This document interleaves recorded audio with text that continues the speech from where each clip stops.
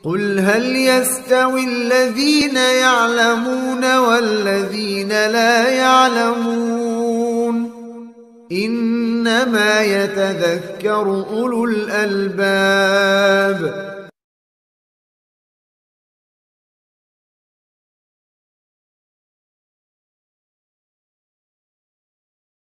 Menjaga hati tersebut agar tidak terkotori lagi. Karena hati yang bersih bila dibiarkan tidak dijaga akan terkena kotoran dosa kembali dan akan kotor kembali. Maka harus jaga dengan memperbanyak taubat, memperbanyak istighfar kepada Allah Subhanahu wa taala, banyak ingat dengan Allah Subhanahu wa taala sehingga akhirnya hati terjaga terus dan akan kuat terus sehingga bisa istiqomah di atas Islam dan akan mati dalam keadaan Islam.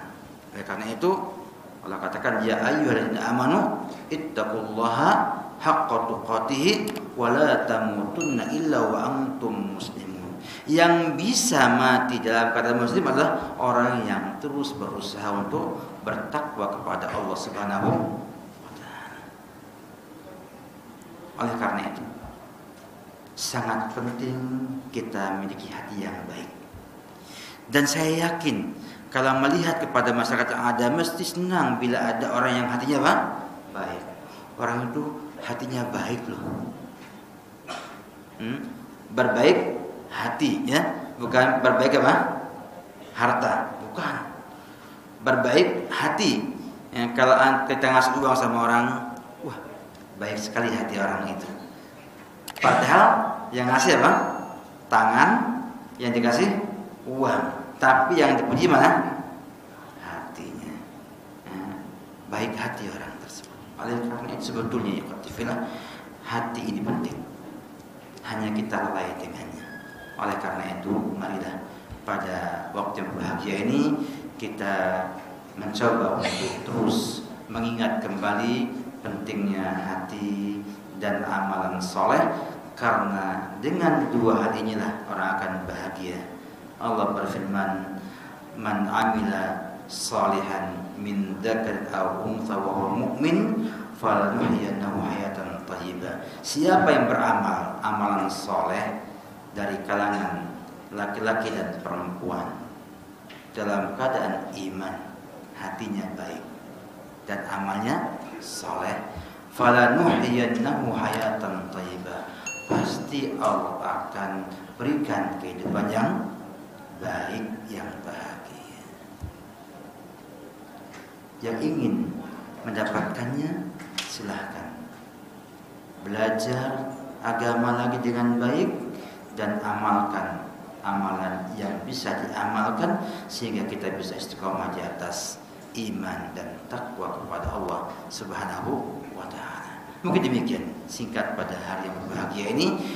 Mudah-mudahan kita bisa terus berjumpa setiap bulan untuk menggali nasihat-nasihat Rasulullah SAW kepada kita semua agar mampu memperbaiki hati kita, memperbaiki amalan kita yang kemudian kita akan dapatkan hasilnya nanti, hasil bahagia di dunia dan selamat di akhirat nanti. Semoga bermanfaat. Wabillahi taufiq. Assalamualaikum warahmatullahi wabarakatuh. Wasallam. Kita buka tanya jawab bila ada pertanyaan tentang agama atau yang lainnya.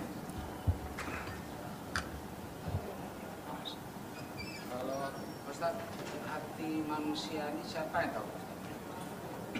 Jadi karena manusia sendiri dia tidak tahu hati benar, hati manusia itu baik atau tidak. Cuma bahasa sibuk anak baik. Baik. Nah, cara satu lagi Pak Ustaz. Kalau Nabi Muhammad dibedah hatinya ada malaikat saat itu tuh berapa kali bedah kan, tujuan dibedah tadi apa? Iya. Yang pertama, bagaimana kita tahu hati kita baik nggak baik? Dilihat bahwa yang jelas Allah Subhanahu mengetahui hati kita. Allah mengetahui hati kita. Kemudian juga di sana ada malaikat yang Allah berikan kemampuan untuk mengetahui hati kita. Dan kita sendiri pun tahu hati kita. Kalau orang mengatakan saya nggak tahu hati kita, salah. Dia nggak mau tahu hati sendiri. Dia tahu mesti hati. Kenapa? Karena kita itu bergerak dengan apa? Dengan hati yang kita miliki. Nah, untuk tahu nggak tahunya baik nggak baiknya lihat. Bila hati kita itu menyukai kebaikan dan berusaha menggapai kebaikan, itu tanda hatinya baik. Karena orang yang baik hatinya akan senang dengan yang baik-baik. Dan orang yang hatinya buruk, senang yang buruk, untuk mendeteksi apa? Hati kita. Yang kedua, hati yang baik akan terus ingat dengan Allah Subhanahu wa taala. Dan dia selalu ingat bahwasanya apa yang dia miliki itu semua dari Allah Subhanahu wa taala. Sehingga ia semangat untuk ibadah kepada Allah Subhanahu wa taala.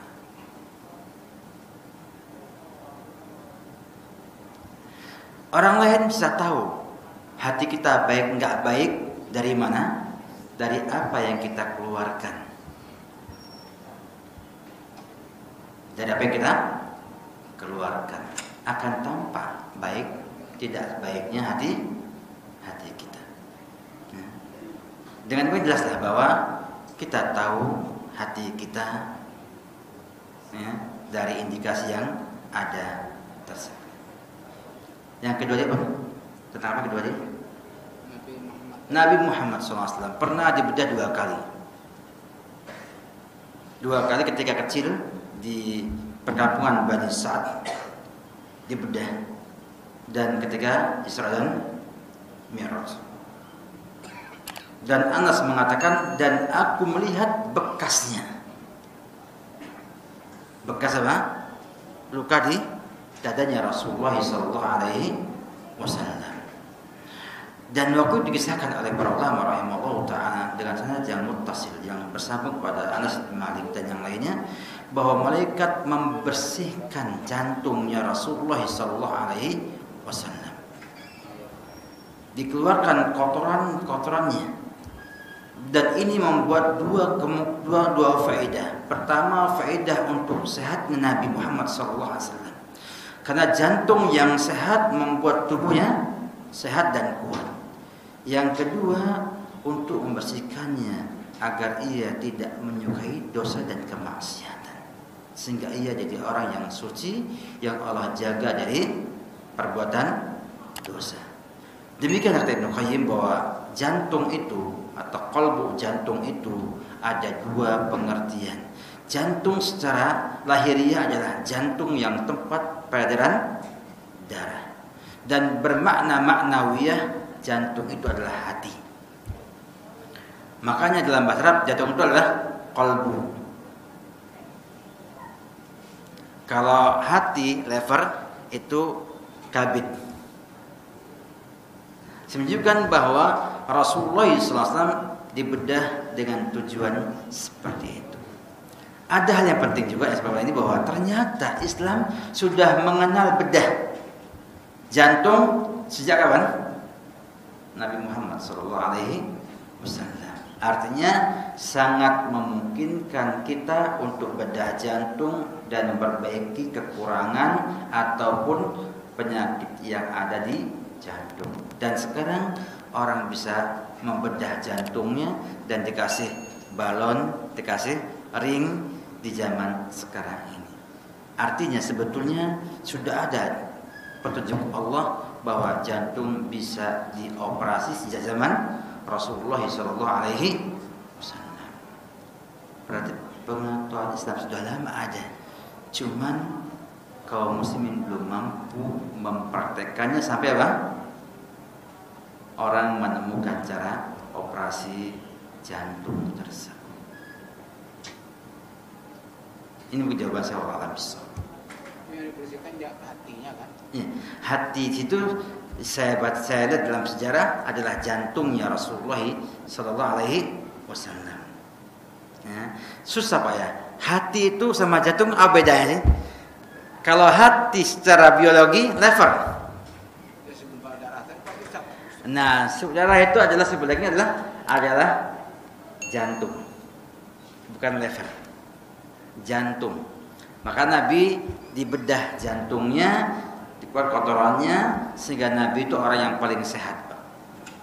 Tidak pernah sakit. Sakitnya kapan? Menjelang kematian saja akibat makan racun di perang Khaybar. Ini perlu kita sampaikan secara ini bahwa kita kena terminologi bahasa. Karena kadung sudah jadi hati itu adalah hati, ya, tempat perasaan, ya, maka akhirnya terpahami jantung bukan hati, lever hati. Bapak tanya sama orang, kalau apa dalam keadaan takut, yang keras apanya Pak? Jantungnya apa hatinya, levernya? Jantungnya. Lagi cemas, mana yang kita kaji hati tadi, maksud kita kaji jantung, kaji hati tadi. Makanya saya ngomong hati dalam kategori istilah yang beredar di kita adalah pembersihan apa? Hati. Tapi kalau hati di mana adanya? Dia ada di jantung. Ada di jantung. Dalam dua makna. Yang pertama makna bahasa bahwa namanya hati itu katanya adalah qalbu yang berbolak-balik. Dan ternyata yang berbolak adalah di jantung tersebut. Yang kedua ternyata bahwa yang merasakan perasaan itu di mana? Di jantung. Orang cemas jantung yang bergetar hebat, bukan levernya. Dan ini sudah menjadi bahasa. Makanya saya kalau berbahasa bahasa Arab, saya pakai qalbu. Tapi karena Indonesia itu tidak kenal jantung sebagai perasaan, maka menggunakan kalimat hati yang sudah familiar di kalangan kita. Contoh lainnya Pak, yang agak tidak pas tapi memang sudah dipakai di kita. Silaturahmi. Apa makna di Indonesia silaturahmi itu? Saya mengunjungi Pak Mas Denny, silaturahmi. Saya mengunjungi Mas Sigit, silaturahmi. Padahal kalau melihat makna sesungguhnya silaturahmi itu adalah menyambung ke kerabatan. Dia orang Padang, Denny saya orang Banten. Mana ketemu nasabnya? Nah, mungkin di sana Nabi Adam alaihissalam, Nabi Nuh alaihissalam ketemu nasabnya. Tapi dinamakan oleh masyarakat silaturahmi sebagai apa? Bahasa yang sudah diumumkan di Indonesia ini. Padahal sesungguhnya bukan silaturahmi, tapi apa? Hanya kunjungan biasa. Sehingga tidak bisa kita katakan hadis Nabi, barang siapa yang ingin dibukakan rezekinya, dipanjangkan umurnya, maka sambunglah apa? Silaturahmi. Gak bisa dengan makna apa? Bahasa Indonesia, tapi dengan makna apa? Menyambung kekerabatan. Yang herannya, kalau orang itu mau pulang kampung, ngomongnya apa? Mudik, bukan silaturahmi. Bukan apa? Silaturahmi. Harusnya apa? Silaturahmi ke kampung. Tapi ke temannya silaturahmi. Dan kadang-kadang salah mengambil keutamaan menyambung kekerabatan untuk apa? Kunjungan ke teman-temannya. Sehingga banyak kita kunjungan yuk ke rumah teman, apa? Biar rezekinya lancar. Nah ini juga salah dalam persepsi mengenai istilah di sini. Makanya saya katakan bahwa ada di sana miss yang sebetulnya antara hati dengan qalbu, ya, atau kalbu. Ada bahasa kalbu tapi orang sudah kenal kalbu saya. Kenapa? Kenalnya hati. Oleh karena itu disampaikan bahwa makna tadi hati adalah kembali kepada makna kalbu. Orang faham kalbu ya adalah perasaan yang ada dalam jantung manusia yang dia adalah bermakna maknawi, tidak bisa dilihat oleh manusia atau oleh alat yang ada karena ia sudah bersifat apa? Tidak konkret lagi, abstrak, ya. Tinggal yang tampak adalah jantung, tempat beredarnya darah. Namun ketika kita galau, kita sedang dalam keadaan gundah, yang paling sengsara apanya? Levernya bukan, tapi jantungnya. Demikian ikhwan fillah, jawaban saya semoga bermanfaat dan kita cukupkan sampai di sini pada perjumpaan kita. Semoga Allah memberkahi usaha kita dan dimudahkan untuk menjaga hati kita. Wabillahi taufik. Assalamualaikum